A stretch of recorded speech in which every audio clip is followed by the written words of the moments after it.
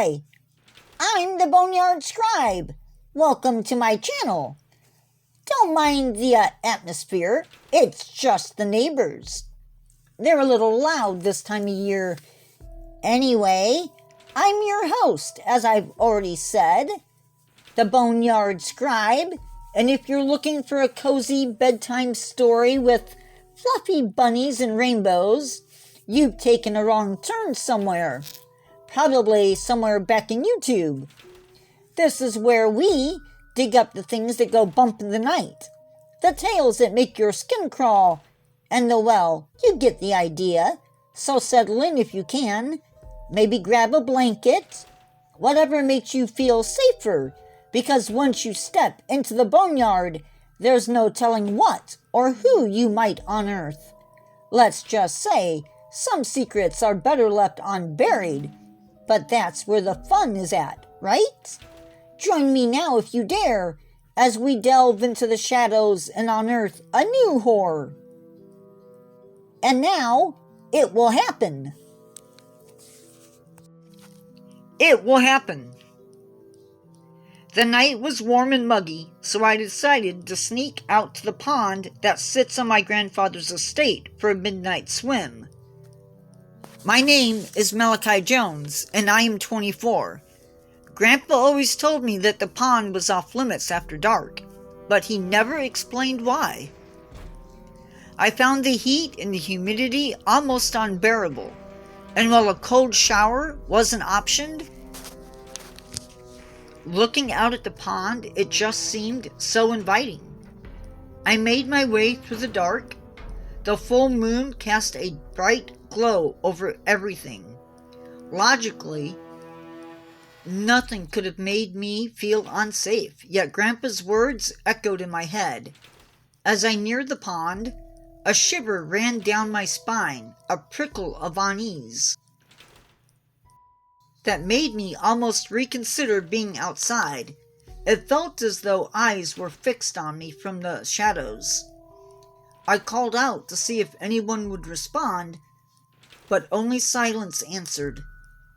I scanned the area, seeing no one, and with a hesitant breath, I entered the water. I stepped into the pond. A wave of refreshing coolness washed over me. The algae and the subtle tug of underwater plants, even the unseen life sharing the water, faded into insignificance in the humid night. But as I ventured into the deeper sections, two large, luminous yellow eyes materialized in the murky depths. A jolt of primal fear spurred me to turn and leave, but before I could, something seized my leg.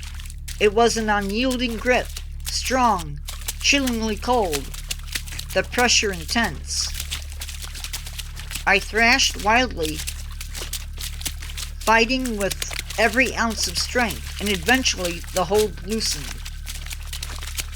I lunged towards the land, but a powerful force slammed into me from behind. Whatever it was had me in a relentless grasp, dragging me back into the deeper water. The yellow eyes, like those of a monstrous frog or giant toad, glowed menacingly. Gathering my last reserves, I aimed desperate blows where I knew its eyes to be again and again, until finally it released me. I propelled myself towards the shore once more, but I could feel its unseen presence following.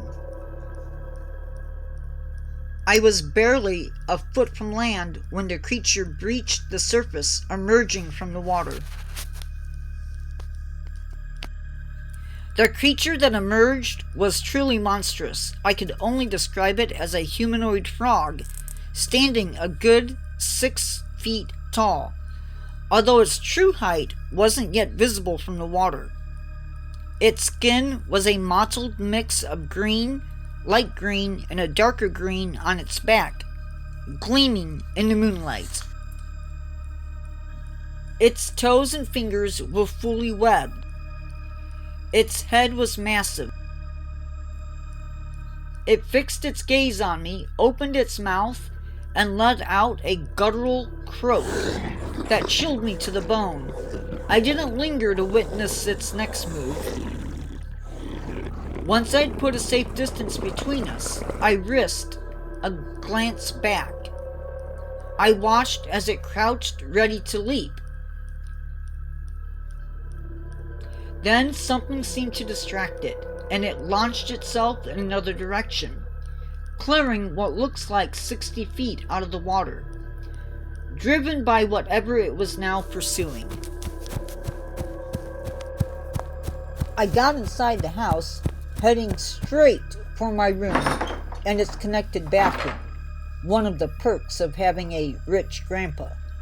As I removed my clothes, I noticed a long stretch, no doubt from where the frog creature grabbed me. I cleaned it up and finished taking my shower. Afterward, I returned to my room. Instead of going back to bed, I looked out my window and saw the creature stuffing something inside its mouth. I had seen enough and tried going back to sleep, but sleep did not come easy. The creature's image haunted me whenever I dozed off. In the morning, coming down for breakfast, Grandpa was talking to everyone about his dog that had gone missing in the night. When he saw the scratch on my leg, his expression hardened, and he explained, "There is another frog." I wouldn't realize the implications of what he said till much, much later. He must have known about my ordeal or something. He whacked the table with a newspaper, then smiled, a strange glint in his eyes. "At least you came back." One of my cousins had spent the summer with Grandpa. Unable to stand living with his parents, Grandpa mentioned that he got really angry over something and ran off. Knowing what I know now, maybe he didn't just run off. He might have, well, the thought was too disturbing to fully form. Later, my grandpa's nurse walked into the room with a black eye, and my grandpa said, "You caught a live one, huh?" I pretended to be busy on my phone. There was just something off about Chad, and always had been. "I got caught off guard and it got away," Chad replied, and I swear he looked at me when he said, "It got away." At this point, a chilling realization began to dawn on me. The pieces were clicking into place with terrifying clarity, pointing towards Chad, the nurse, and the beast that attacked me. The missing dog, the lost cousin, the implications were horrifying. I walked out of my room, a cold dread settling in my gut. Grandpa's final words echoed in my head, a grim confirmation of my fears. "You're a risk, you know that?" he said to Chad. I texted a friend who loves horror movies and retold her the events of the night. She suggested we meet at a local park. I thought she was trustworthy, so I agreed. As we sat there talking through the terrifying details, she got up, excusing herself to use the restroom. The moment she was out of sight, she called the cops. She returned to my side, showing fake concern on her face, just as a police officer approached and handcuffed me for his safety. I was taken to the mental wing of a local hospital and led to a private room. They removed the cuffs, and a male nurse watched me as I changed into a hospital gown. He looked at the intake forms, a cynical smirk playing on his lips. It says here you were attacked by a monster, he chuckled. And that you think you're gonna transform into one? You know, there's a full moon tonight. As the nurse left, the doctor walked in. He spoke with me for an hour, his pen scratching notes the whole time. When he finally paused, he asked me if I had any questions. My only thought was escape. When can I get out of this hospital? I asked. He too looked at me with a patronizing gaze. When you stop believing in this whole werefrog thing, he said, walking towards the door, people don't just change into frogs. They did let me keep my phone, and I had more visits with the doctor. There was also a nice medication meant to keep me calm, but I knew that no medication was going to keep the beast at bay. Night was falling, and strange sensations were already rippling through me. An overwhelming craving for water, not to drink, but to sink into its cold embrace, consumed me. My limbs felt strangely cold, my vision began to blur, and the sounds reached my ears as through thick cotton. A gnawing hunger, unlike anything I had ever known, began to bloom in my gut. Please, let me out of here, I croaked, my voice rough and alien. I feel a change coming, please, you have to let me out. A man in a uniform appeared at the door. I could hear his distant chuckle. And that is why you are staying right here. My mind spun a chaotic storm of confusion. As a horrifying transformation began, my consciousness steadily overtaken by a monstrous presence. Now it's truly happening. I screamed as a horrifying change overswept me. My face, it wasn't mine anymore. My mouth stretched, my eyes swelled and shifted, and excruciating pain shot through my fingers as they elongated and webbed. Through the agony, I sensed a presence, unseen, but felt, watching me, mocking my futile struggle. My skin turned slick and wet, and a cold film spreading over me. The vibrant greens of the attacking beast began to emerge, mottled and dark. As my own eyes transformed, dilating into the flat black disk of a frog, my mind, once a storm of confusion, now melding with the beast's primal instincts. This metamorphosis was vile, a searing torment with every change. A terrifying clarity pierced through the haze. Every person in this hospital was now at risk. I felt the last vestiges of human consciousness recede, the frog within me, consuming me whole.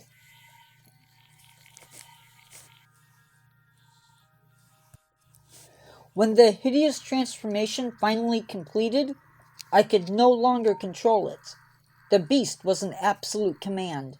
A deep, resonant croak ripped from my new throat, echoing through the room, a call to brothers and sisters, surely audible through the whole entire wing. A nurse, drawn by the sound, rushed into my room, and what happened next unfolded with terrifying speed. My tongue lashed out, and the nurse was pulled in, a desperate, flailing struggle against an unstoppable force. The beast, driven by an insatiable hunger, claimed its first victim. More people stormed into the room, their faces etched with horror. They brandished their weapons, and a hail of slugs tore into the beast, sending it reeling to the ground in a searing blaze of pain. Yet, even through the agony, a strange, dark benefit of this new existence began to manifest. Apparently, the slugs lodged within me won't end this existence. Had I remained in my human form, that would have been the end of me. But my body, though injured and in pain, now fights back. I can feel something alien within me battling the foreign objects. The lingering effects of the attack, however, left me vulnerable to those in charge. They deemed me too dangerous to risk escape, deciding against my release. When I next awoke, I was in a new location, a place seemingly impossible for any human to breach. But I have a feeling, while it might be escape-proof for a man, it isn't frog-proof. We'll simply have to wait for another full moon to see who pays the price at the creature's hands. The end.